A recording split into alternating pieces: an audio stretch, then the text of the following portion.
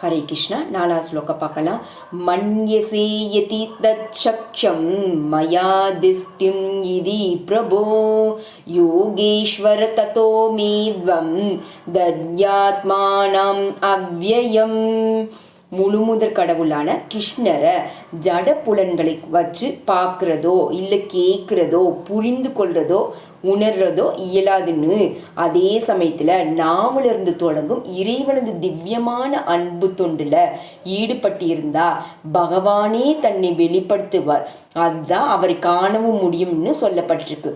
ஒவ்வொரு உயிர்வாளியும் ஒரு ஆன்மீக பொறியே என்பதனால பரமபுருஷரை பார்க்கிறதோ, பரமபுருஷர்னா கிருஷ்ணரை குறிக்கிறது, பார்க்கிறது புரிந்து கொள்கிறது சாத்தியமில்லை. பக்தனான அர்ஜுனன் தனது கற்பனையின் பலத்தை நம்புறதில்லை. அதற்கு பதிலாக உயிர்வாளியான தனது எல்லைகளை ஒப்புக்கொண்டு கிருஷ்ணரது அளக்கவியலாத தன்மையை ஆமோதிக்கிறார். ஒரு உயிர்வாளி எல்லையும் வரம்புமற்ற நபரை புரிந்து கொள்வது சாத்தியமில்லை என்பது அர்ஜுனனுக்கு தெரிந்திருந்தாலும், ஆனால் அந்த எல்லையற்ற நபர் தன்னைத்தானே வெளிப்படுத்தும் போது அதே போல எல்லையற்ற கருணையால அவரது எல்லையற்ற தன்மையை புரிந்து கொள்ள முடியும். இறைவன் நமது சிந்தனைக்கு அதற்கு அப்பாற்பட்ட சக்திகளை உடையவர் என்பதனால யோகேஸ்வர என்னும் சொல்லுதான் இங்க ரொம்பவும் முக்கியமானது. அது எல்லையற்றவர் என்ற போதிலும் கூட அவரே விரும்பினால் தனது கருணையின் மூலமா தன்னை வெளிக்காட்ட முடியும். அதனாலதான் புரிந்து கொள்ள முடியாத கிருஷ்ணரின் கருணையை யாசிக்கிறார் அர்ஜுனர். அது கிருஷ்ணருக்கு கட்டளை கொடுக்கல. கிருஷ்ண உணர்வுல பூர்ணமாக சடனடைந்து பக்தி தொண்டுல ஒருவர் ஈடுபடாத வரைக்கும் தன்னை வெளிப்படுத்துவதற்கான அவசியம் கிருஷ்ணருக்கு இல்லை.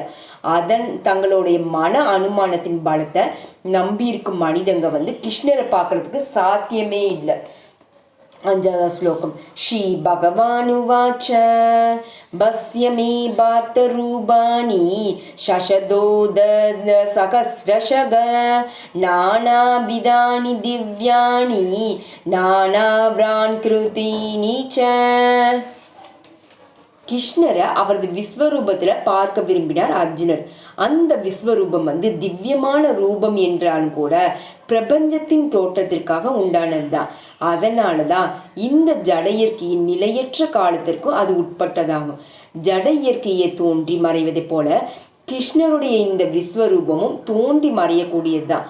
ஆன்மீக வாழ்ல நித்தியம நிலைப்பட்டுள்ள கிருஷ்ணரது மற்ற உருவங்களை போலது இல்லாது. ஒரு பக்தனை பொறுத்தவரை விஸ்வரூபத்தை காண வேண்டிய ஆவல் அவருக்கு இல்லை. ஆனா கிருஷ்ணரை இப்படி காண அர்ஜுனன் விரும்பியதுனால கிருஷ்ணர் இந்த ரூபத்தை அவருக்கு காட்டுகிறார். இந்த விஸ்வரூபம் எந்த ஒரு சாதாரண மனிதனாலும் காணப்படக்கூடியது இல்லை. இதை காண்பதற்காக சக்தியை கிருஷ்ணர் தான் அளிக்கணும் எல்லாருக்கும். 6வது ஸ்லோகம். பஸ்யாதித்யான் வசுன் ருத்ரான் அஸ்வினௌ மருதஸ்ததா பகுன்ய திருஷ்டா பூர்வாணி பஸ்யா சன்யானி பாரத. அர்ஜுனன் கிருஷ்ணனுடைய நெருங்கிய நண்பரும் அறிஞர்கள்ல ரொம்பவும் முன்னேற்றம் அடைந்தவங்க ஆவாங்க. இருந்தாலும் கிருஷ்ணரை பற்றிய எல்லாமே அவர் தெரிஞ்சிருக்கலாம். அது சாத்தியமில்லை. அந்த உருவங்களையும் தோற்றங்களையும் மனிதர் பார்க்கறதும் இல்லை, கேட்கறதும் இல்லை இங்க குறிப்பிடப்பட்டிருக்கு. இதே போல இந்த அற்புதமான உருவங்களை கிருஷ்ணர் வெளிப்படுத்துகிறார்.